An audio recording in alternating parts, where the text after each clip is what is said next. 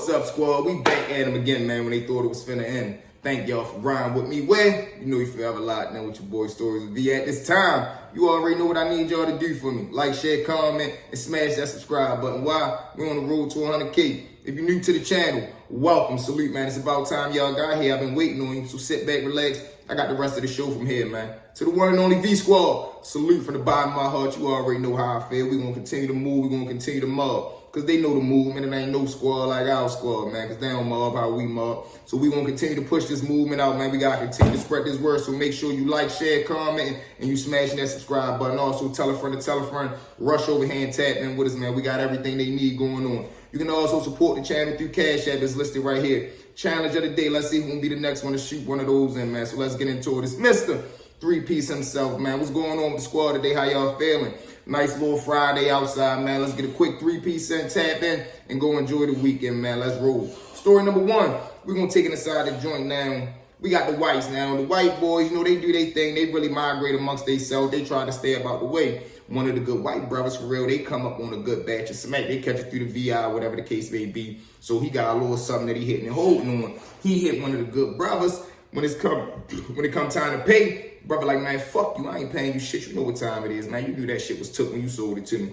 Now, the white boy, he really gets scared. Instead of him putting in that work right there like he was supposed to, he goes back and tells his peoples in them. Now, granted, you got to understand the prison politics. You can't just put your hand on somebody that belongs to another gang, called crib, whatever you want to call it. So you got to politic it out. But in those type situations, you telling me to my face, fuck me, you ain't paying me my money, I'm going to have to demonstrate right there, because if I don't, you're going to take it as I'm soft and you got away with whatever you trying to get away with. And that was the case. So boom, the white boy spin off for real. He go tell his old heads and them like, look, man, I just hit the nigga on the smack. He talking about he ain't paying me, fuck me, I'm soft, get it in blood, man. What you trying to do? So the OG like, what the fuck you mean? Why the fuck you ain't punish him right there? Why you come back? Because you got two different type of OGs. You got the sympathetic type. Oh, what? He did what? All right, let's mob up and go get him. Then you got the solid, self-made, solidified OGs that's gonna be like, man, why the fuck you coming to tell us if that man told you in your face he wasn't gonna pay you your money? You should have put that blick in him right there. He like, man, I know, but I just ain't wanna fuck nothing up and I ain't wanna make a call that I couldn't stand on. He like, all right, I understand. Boom, but you know you gotta strap up, right? You know your number getting called. Number getting called means it's time for you to go put in that work. You ain't just gonna sit back, reap the benefits of being in the game, but when it's time to get your hands dirty, you can't perform. No, you ready to go ahead to put on that movie. So he like, all right, bet. They playing the whole thing that night. Listen, we gonna get him when he come in the day room. When we come back from Big Yo, we gonna catch him bullshitting. Go ahead, rock him, hang that motherfucker in him, get up out of there. We gonna set up the cleanup, man, for you. You good. So he like, all right, mind you, his heart beating fast and shit. He scared as shit for real. But he know he gotta perform. He know he gotta demonstrate now. Boom, so the next day come, we moving around for real. We go to Big Yo and we come back in. Shorty shoot up to his cell with the dude that owe the money. He shoot up to his cell, swap his clothes out or whatever. He come back down. He ready to kick back for the rest of the day. So he go down to the spades table. He get a good game in. Major mistake he make though, he's sitting with both of his feet up under the table. Never supposed to do that. You should always be one in, one out, because if something happens, you want to be able to get up, shake out, do your 1-2. You want to be able to get your shit off. You don't want to be trying to get up, your feet stuck. Now you just getting punished.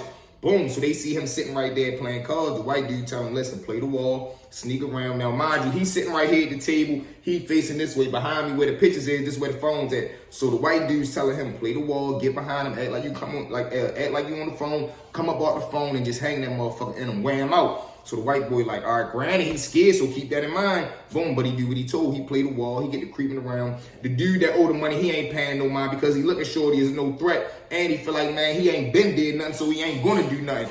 This is how people get into that lackadaisical mode, that sleeper mode, and it almost come back to bite you in the ass. Boom, so the white boy play the wall. He get behind him. He act like he on the phone and shit. Boom, about 2 minutes, he come up off the phone. Hit him straight in his back. Now, when he hit him in his back, he hit him, pull it out, but he turn around to go signal to his fucking homeboys like, yeah, you see what I did. So now shorty, when he get hit, he like, but he noticed like, oh, I ain't get stabbed no more. He turns around, he up his blick. So now as he up his blick, the white boy's like, man, turn the fuck around. Boom, when the white boy turn around, he drive that motherfucker straight in his chest.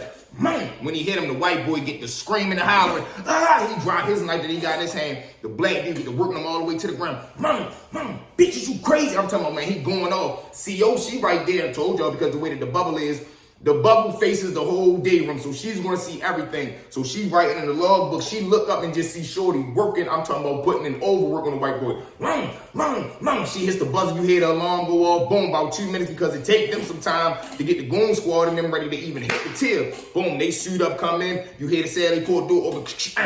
They come in, spray that motherfucking May Shorty. The dude that was hitting him for real, he was already a vet. So when he's saying that the doors pop, he already laid down, threw the knife out there, had himself spread it out. They came in, Mace cuffed him up, took him up to the hole, rushed the white boy up to medical. The white dudes over there, they not striking because they looking at him, how fucking dumb is you? Why would you hit him one time and not keep hitting him, man? We ain't even dealing with this rookie because now that made them look bad. Y'all sent one of y'all own on a mission. He supposed to go hang the blick in him. He hit him one time, turn around like a wingworm, then get wore out by the person that he hit. Come on, man. How that's going to make you look? You get what I'm saying? So those were the situations, and they made him check, and he wasn't able to come back on the compound up under that gang that he was up under. He had to go to a new compound and start a new beginning. But that's how I go, man. Prison politics. Let's jump into story number 2. Now, story number 2 was a wild house raid. You get what I'm saying? Now, we got me. All right, let's start from the beginning. Me and Bibby got this trap house at the end of the block, right? We done had this spot for about 5, 6, 7 months almost. But the catch 2022 of it is the house belonged to my old homeboy Perk. Him and his family had it for years. They just moved, but they never sold it. So it's legally still up in their name, but they don't live there. So Perk already gave us the green light, like, man, y'all can do y'all little 1-2 out of there. So we got the weed pump banging at this time. So we doing our 1-2 out of there, perfect shot. And I'm talking about the whole block noise. It done been days, man, Bibby out back smoking. The next door neighbor that came out, which I knew who the neighbor was, my man Peter, for real. So the neighbor next to them was a stranger, but they knew Peter, so they knew us. So they was like, oh, all right, y'all cool with y'all Perk peoples? We like, yeah. So we had the whole neighborhood sold up. Boom. One day I'm supposed to go see my PO, but I got like an hour to spare. So I called Bibby. Bibby like, where you at? He like, shit, I'm ready to pull right there. I got a plate to hit. I got a sale to hit. I'm like, all right, shit, I'm going to meet you down there at the trap. He like, all right, bet. So when I gets down there, I call him probably like 10, 15 minutes later. So I'm like, God damn, yo, still ain't get here yet. I'm like, where you at, dummy? He like, shit, I got to stop and holler at my baby mother real quick. Then I'm going to be right there. I'm like, all right, bet. But mind you, in the meantime, Kwani and Leaky called me. They at the corner store. So the trap right here is literally the last house on the block. So if you in the alley for real, it's the last house, the alley, and then if you go right here, probably like 12, 13 steps, it's a big ass hill, and then it's a store and a gas station. They like, man, we right here at the gas station, we ready to come right there. I'm like, all right, hurry up before I gotta go see my PO. They like, all right, bet. They pull up, we in there rolling up. Now, mind you, we still waiting for Bibby. He supposed to be going to go see his baby mother, then he gonna pull up on us. Granted, the whole trap is dirty for real. We got, man, listen, it's dirty in there, so boom. Leaky and Kwani get right there. So mind you, when Quante get right there from the very beginning, all he keeps saying is, man, what if the police come, man? You sure it's cool? I'm like, bro, we had the spot for like 7 months, man. We good. We know everybody right here. But what if the police come? What if the police come? He just putting that damn bad blood in the air. Kwani, if you see this, you jinxed us that day. So boom, we in there chilling. We get to rolling up. All of us roll a blunt. So we get through the first blunt for real. We get halfway into the second blunt. I'm telling y'all, out of nowhere, just look at me. Kwani do just like this.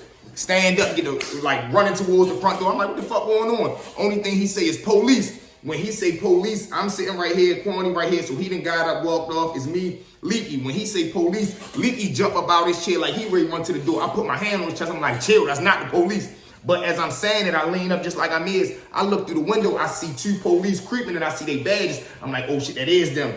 As I'm saying that simultaneously, I hear Kwani opening the door, trying to run out the front door. The police right there, he up the joint. Freeze, police! So when I see him do that, he grabs Kwani, pull him out. I shut the door straight on the police face as he trying to come in. I shut the door. Boom! I tell Leaky, come on. We get to breaking upstairs. In my mind, I'm going to jump out the window in the bedroom. So as I go to open the window, I see his 3 police out back. They straight raise up. Don't do it. Come on now. Come on now. I straight what? So as I'm looking, I'm looking straight out the window. I can jump right here into my backyard, or I can jump diagonally and jump into the neighbor backyard. But it's 3, 4 police cars parked in the alley, and one of them coming into the next door neighbor gate like, you better not do it. So as soon as I shut the window to go turn around, the other police coming up the step, he run straight and put it straight in our face. Get down, don't move. I wish you would. I promise you. Give me a reason. Give me a reason. I'm like, oh, well, you got it, big man. Leaky right there, annoyed and shit. He like, all right, you got it, man. You got it, B. Just chill. So boom, we lays down on the ground like, bro, we good, we good. He turns us over. He searches. We dirty.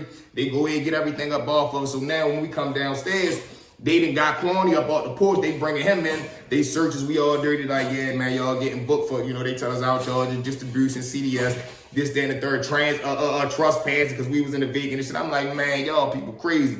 Boom, we get down to district. We stayed down that bitch for about 2 weeks. So we went to go see the motherfucker. We went to court. They reconned because the shit was petty as shit. And y'all had no reason to even hit the motherfucking house. But that was just a crazy experience how we had to trap for 6-7 months. The first time Kwani and Leaky come, look at what happened. You get what I'm saying? So boom, let's jump into another raid. We rocking and rolling today. So we're going to shoot the Lord D. Now, Lord D, he got the house he inherited from his peoples, right? So his people got this house. I mean, the house wide open. Everybody in the whole neighborhood down there trapping out the house. Everything down there getting out. Everybody down there doing they want to. So now they making the neighborhood hot for real. That block, and this was so crazy, on the same block that Lord D got the spot on for real. It's like an off-duty sheriff or some shit that live at the top of the block. And he used to try to warn him, like, listen, man, I got some buddies that's still on the force. They be calling me like, it's a house on my block that they got their eyes on, man. You might want to chill and stop having so many people running in and out your house. And I'm talking about it was a free-for-all. People literally just running in, putting stuff together, telling they play. Like, it was a wild open house. You get what I'm saying? It was crazy time. This was like 9-10 years ago. So, nothing is nothing. So, boom, this is just wild story. So, boom, right? So we in there, the whole spot open. So one morning we come out, it's like 6-7 in the morning. I see Lord D, he pull up as I'm walking to the store to go grab a blunt. So when he pull up on me, I'm like, what you ready to do? He like, shit, I'm ready to go drop bro off crazy at the PO spot. Mind you, I got violated for that shit too. When I missed my PO meeting from the last story, missed the PO meeting, got violated. That was a whole nother charge. We'll jump into that later. So boom, he like, yo, I'm ready to run bro up to the PO spot so he can go see his PO. I'm ready to drop him off up there. I'm like, all right, that's so now D say when he pull off, the undercover knocker was following him from the shopping center all the way to the PO spot. So Lord D spied him, so he called his people. He called Dre like, yo, get everything out the house. Dummy, I think they ready hit the house. So Dre, he's so unorthodox and not in the right state of mind. He bagged everything up. So listen, literally across the street from the house is a wide open yard, like woods for days. It's a cannon over there. You get what I'm saying? It's just hella grass and woods and trees. So he could have just took everything out the house, ran it straight across the street and dumped the bag out. You get what I'm saying? So boom, he takes it out. He puts the shit in D mother car, which is still tied to the house. Mind y'all, if he would have just put the shit in the woods is not connected to his house. So if they would have hit the house, even if they had a warrant, whatever they all found over there in the woods wouldn't have been able to be tied to me. You putting the shit in my mother car that's coming back to my name, coming back to the house, I'm going to jail for this shit. Boom, he puts the shit in the car, he dips.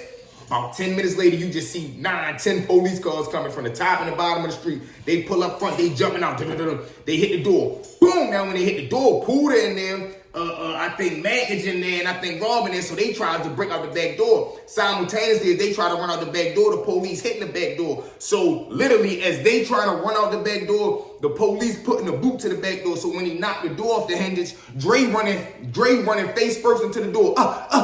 They push the boot to the door. Boom, the door come out the hinges, hit Dre straight in the face. Boom, he fall down. They run there. Get down on the ground. Get down on the ground. Everybody stop. Get down on the ground. They coming, rustling, tussling everybody out. Now, Mac is just upstairs, so he's trying to throw shit and dump shit out the window upstairs into the next door neighbor yard. The shit, the weed and everything is literally falling on the police head right there. He like, man, dumbass, if you don't fucking put your hands in the air. So now he looking like, oh shit. He tries to run downstairs. The police that's hitting the front door, they literally, it's probably like 12, 13, 23 police in the house. He come flying down the step. The first police that's right there, clothesline, the other one tackle the shit out of him. Boom, get on the ground. Boom, slam him down. Listen, and I know this because I'm sitting on the cannon. I told y'all, straight across the street from Lord D house is a field. It's like just a field of grass, and it's like a little community bench. So I'm right there just sitting on the community bench. Me, Bibby, Will, Ryan. It's like 9 of us out there. 10 man out there. We just all sitting on the bench watching the whole thing go down, man. So they finally come out. They got Lord D. So when they said Lord D down, they read them. They show them the warrant papers and all that. They tell them they going through everything connected to the house. Light bulb go off. Lord D thinking he good because I told y'all he just signaled to Dre. Dre was at the house, so he was supposed to get rid of this shit, but he gone. Lord D went to go drop the PO off, but I told y'all the undercover police was chasing him. Was following him. So when he dropped him off the PO spot, they pulled Lord D over, locked him up, and they brought him back to the house where they was executing the search warrant at, where they was executing the raid, as you get what I'm saying. So boom, when they bring Lord D back on the scene, they sit him down, show him the warrant papers, tell him, listen, we got a warrant to search your house and everything attached to you. And this address. equal to the car. So once they get to the car, they pop the trunk of the car. They find a duffel bag and a trash bag full of everything. I'm talking about everything. So they come grab Lord D. Lord D like, man, what's going on? They tell him what he being charged with, 5, 6 joints. Some great, man, it was a rat and shit. So Lord D face go from like normal thing like, man, I'm good, to like the life was sucked up out of him. Boom, they bring Pood out, they bring Naggage out, they bring probably like 4 or 5 people out the house. Everybody go down there and get booked. Couple of them got released because they just like, man, what the fuck? I don't live here. I just was down here doing such and such. But they still had to fight. They still had to fight that charge because y'all all was in the house when the warrant was executed. You get what I'm saying? But that was a wild ass raid, bro. To see that Drake come out, his nose damn near broke because when the door flew out the hinges and knocked his damn nose off, man. It was a wild one, man. Listen to me. It was a wild one, bro. But with that being said, man, thank y'all for riding with me. Well, you know you fell a lot then with your boy Stories of V, man. At this time, you already know what I need y'all to do for me. Like, share, comment, smash that subscribe button for me, y'all. We're on the road to 100K. Listen, man, I'm nothing without y'all. I love the support. I'm loving the feedback. I'm loving the engagement. We just got to figure out a way to continue to blow up this algorithm, man. So what I need everybody to do is share this video. Everybody that watch, I need y'all to just give me one muscle comment in there, man, and make sure everybody subscribe. That's it, man, and tell a friend. And then from there, we gonna continue to go up and bomb all year. You can also shoot your boy your cash at. It's listed right here. Let's see who can be the next one to shoot one in, man. From story to video, y'all. I love y'all. Let's go.